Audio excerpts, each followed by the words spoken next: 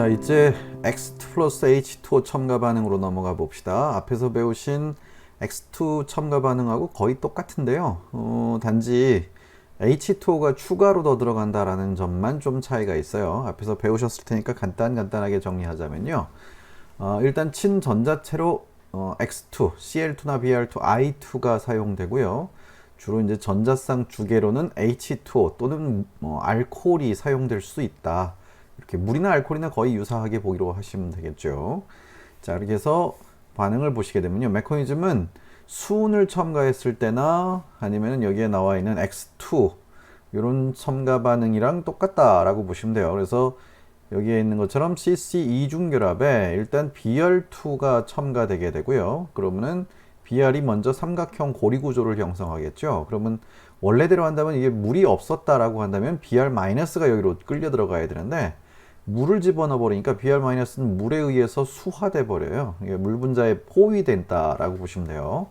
그러면 이제 대신 물 분자가 여기로 끌려 들어가게 되는 건데 이때 한쪽은 차수가 높고 한쪽은 차수가 낮아요. 그러면 항상 앞에서 했었던 얘기랑 동등하게 차수가 높은 쪽으로 물 분자가 끌려 들어가서 결국엔 디프로토네이션 될 거고, 이런 식으로 OH하고 Br이 서로 안티배열의 관계로 첨가가 된 이런 두 가지 생성물이 각각 얻어질 수 있다 그 얘기죠. Br이 위로 붙을 수도 있고 아래로 붙을 수도 있으니까 그 반대 방향으로 OH가 각각 첨가가 된다라는 얘기일 뿐이에요. 그래서 아주 유사한 반응이고요. 한 가지 반응을, 그러니까 앞에 HG나 X2 첨가 반응을 정확하게 이해하고 있으면요, 이것도 뭐 그다지 어렵지 않게 판단을 하실 수가 있을 거라 믿습니다. 이제 여기에서 밑에 이제 이런 게 기출 문제에 등장을 한 건데, 일반적으로 Br2를 사용하기도 하지만 Br2 대신에 Br2가 조금 액체 상태고 거기다가 좀 유독한 물질이라서 증기 압력이 좀 상당히 높은 편이거든요. 그래서 이걸 사용하기가 불편하기 때문에 NBS라고 하는 시약을 대체로 많이 씁니다. 그러니까는 Br2처럼 NBS를 주로 많이 사용하고 있는데, 이 NBS라고 하는 시약은 오각형 고리 구조에 이런 식으로 여기에 질소가 껴 있고요. 여기로 Br이 붙어 있는 이런 화합물을 NBS라고 불러요. 이게 바로 N-브로모 석시니마이드,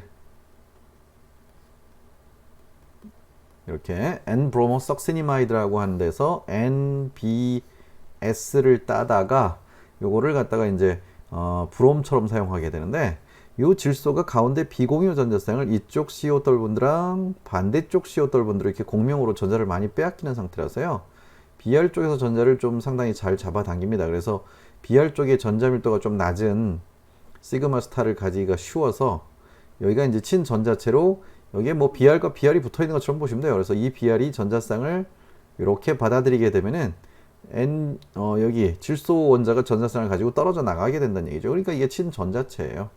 그 외의 경우에는 NBS 같은 경우에는 또 N하고 Br하고 이 전기음성도 쪽으로는 질소 쪽이 세지만 전자 치닫으로는 또 Br이 상당히 높은 편이거든요. 그래서 이거를 빛을 가해주게 되면 NBS는 또 독특하게도 뭐 이렇게 극성이 있는 용액 조건이 아니라 무극성 조건에서 NBS를 열이나 아니면은 빛을 조여서 에너지만 주게 된다면 여기가 이렇게 균일 분해가 되는 확률도 상당히 높은 그런 성질을 가지고 있는 시약이 NBS라는 거예요. 근데 물론 여기에서는 이 NBS를 이렇게 Br 라디칼을 만들어내는 그런 용도로 사용할 건 아니고, 여기서는 이게 보시다시피 뭐 물처럼 극성이 강한 이런 물질들이 들어가 있기 때문에 이럴 때는 무조건 친전자체로 Br 플러스로 보시면 된다, 이렇게 생각을 하시면 되겠네요. 그래서 여기에 NBS H2O 써두면은 위에서 보신 것처럼 Br2H2O 사용한 반응하고 똑같다.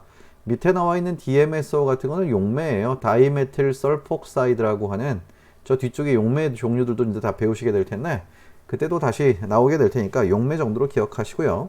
아무튼 그래서 여기서는 Br이 먼저 삼각형 고리 구조를 형성해서 들어가게 되면은 나머지 H2O가 반대 방향으로 안티 어디션 된다. 이것도 역시 안티 어디션이에요.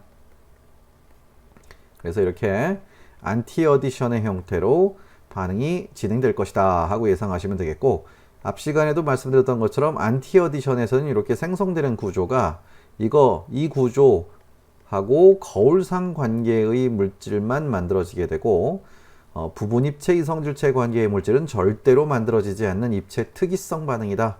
그래서 안티어디션의 특징을 또 이런 식으로 정리를 해두시면 될 것 같습니다. 이게 이제 X2 플러스 H2O 첨가 반응이고요. 자, 그 다음으로는 이제 카벤 첨가 반응이라는 게 등장을 합니다. 카벤이라고 하는 것은 이 옆에 그림이 하나 이렇게 나와 있는데요. 이런 화학종을 갖다가 우리는 카벤이라고 부르게 돼요. 이거를 카벤이라고 부르게 되는데, 카벤이라고 하는 것은 결국 시그마 결합 두 개를 가지고 있는 탄소가, 이거는 비워져 있는 피오비탈이고요. 이거는 비워져 있는 피오비탈이에요. 피오비탈이고, 여기에 요 점 두 개 찍어 놓은 거, 이거는 비공유 전자쌍이죠. 비공유 전자쌍. 그래서 비공유 전자쌍과 비어있는 피오비탈을 동시에 가지고 있는, 전하를 띠지 않은 이런 중성 상태의 옥텟을 만족하지 못하는 이런 화학종을 갖다 우리는 카벤이라고 부릅니다. 그래서 이 카벤이 이제 친전자체로 사용되는데요. 보시다시피 비어있는 피오비탈은 전자가 하나도 없으니까 전자를 아주 잘 받아들이는 성향을 띠고 있을 거고요. 그 옆에 있는 비공유 전자쌍은 우리 앞쪽에서 배운 것처럼 얘가 친전자체 중에서 비공유 전자쌍을 가지고 있구나 하는 정도로만 생각하셔도 충분하겠죠. 그래서 이런 종류들이 이제 카벤이다 이렇게 볼 수 있는데, 어찌됐든 그래서 카벤은 피오비탈이 친전자성을 띠게 되고 비공유 전자쌍이 전자쌍을 제공하는 친핵성을 나타내기 때문에 뭐 이런 독특한 비공유 전자쌍을 가진 친전자체로 보시면 되겠고요. 그 다음에 카벤 역시 비공유 전자쌍을 가진 친전자체로 작용하니까 삼각고리를 형성한다라고 보시면 돼요. 그래서 삼각고리를 형성하는데, 문제는 앞에서 사용한 삼각고리들은 어쨌든 삼각고리를 형성하게 되면 고리에 플러스 전하를 띠고 있어서 고리가 깨져버릴 확률이 높은데, 이 탄소는 원래부터 중성이죠. 플러스 전하 같은 건 띠지 않아요. 그래서 이 경우에는 삼각고리가 형성되고 거기서 끝나버립니다. 자, 그래서 실제 반응을 보시게 되면요. 첫 번째가 여기에 나와 있는 다이클로로카벤이라는 게 있습니다. 이 다이클로로카벤은 탄소 원자 하나에 CL이 두 개 달라붙어 있고요. 이렇게 염소 원자가 두 개 붙어 있고 비공유 전자쌍 한 쌍을 가지고 있는 이런 종류, 비어있는 피오비탈이 있고요. 이게 이제 다이클로로카벤 이렇게 하시면 되겠죠. 이 다이클로로카벤을 만드는 방법은 여기 나와 있는 것처럼 클로로포름, CHCl3라고 하는 클로로포름이라고 하는 물질이 있어요. 이 클로로포름은 뭐 개구리 마취 같은 거 할 때 사용하던 마취제 용도인데, 뭐 아무튼 이렇게 CL이 3개 달라붙어 있는 메테인이라고 보시면 돼요. 거기에다가 KOH를 써버리게 되면요, 탄소 원자에 수소가 하나 붙어 있고 주변에는 CL만 3개가 달라붙어 있죠. 이렇게. 자, 이렇게 되니까 유도 효과로, 이건 sp3 원성탄소지만 CL에 의한 유도 효과로 전자밀도가 매우 감소하게 돼서 수소 쪽에 시그마 스타로 요 OH가, 염기가 전자쌍을 이렇게 제공해서 H가 툭 떨어져 버립니다. 그렇게 되면 여기에 나와 있는 것처럼 Cl 3개가 달라붙어 있는 탄소 음이온이 발생하게 되는데요. 이때 음전하가 탄소에 생기자마자 이 주변에 붙어 있던 Cl 원자들이 전자 친화도가 가장 높은 원소들이죠. 그래서 그 중에서 하나가, 이 셋 중에 하나가 이렇게 전자쌍을 가지고 툭 떨어져 나가게 되면은 여기는 비어있는 피오비탈이 생겨버리고요. 비공유 전자쌍과 Cl 두 개가 달라붙어 있는 이런 다이클로로카벤이 만들어지게 된다라고 알려져 있습니다. 그래서 시약 조합을 보시면요, 이런 식으로 CHCl3 클로로포름하고요, 염기를 이렇게 써주는 경우, KOH뿐만 아니라 뭐 NaOH도 돼요. 그 다음에 뭐 아니면은 소듐 에톡사이드 뭐 이런 종류들도 되고요. 다 산소 음이온들을 사용하는 겁니다, 전부. 아니면 KOTBU라고 하는 포타슘 터셔리 비오톡사이드, 이것도 산소 음이온이에요. 이런 종류들이 다 비슷비슷한 염기란 얘기예요. 그래서 그런 염기를 사용해주면 여기 클로로포름의 수소를 뜯어내고 CL 하나가 이탈되면서 다이클로로카벤이 아주 쉽게 만들어진다라고 알려져 있습니다.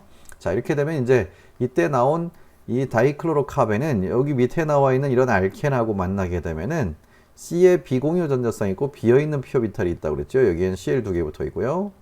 이 상태에서 파이 전자를 이렇게 뺏어가요. 가지고 비어있는 피오비탈에 받아들이게 되면 여기 옥텟이 깨지려고 하죠. 그때 남는 전자쌍이 있으니까 이 남는 전자쌍을 쑥 제공하는 거죠. 그러면 탄소 원자 하나가 1번 탄소와 2번 탄소 양쪽에 결합을 형성하게 되고요. 그로 인해서 생성물 구조는 이렇게 양쪽 탄소에 결합한 탄소에 Cl만 두 개가 달라붙어 있는 이 구조가 주생성물로 나오게 된다. 그런 얘기예요. 그래서 이게 주생성물이에요. 이거 끝이에요.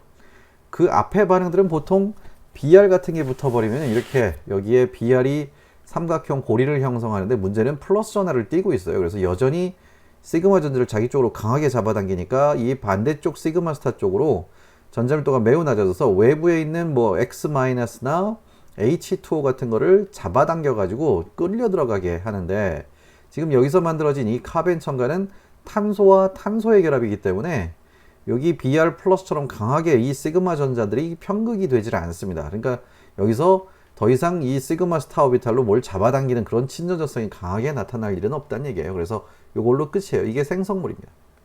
이게 최종 생성물이 돼버린다. 이렇게 보시면 되겠죠. 그래서 이게 이제 첫 번째 다이클로로카벤을 소개해 드린 거고요.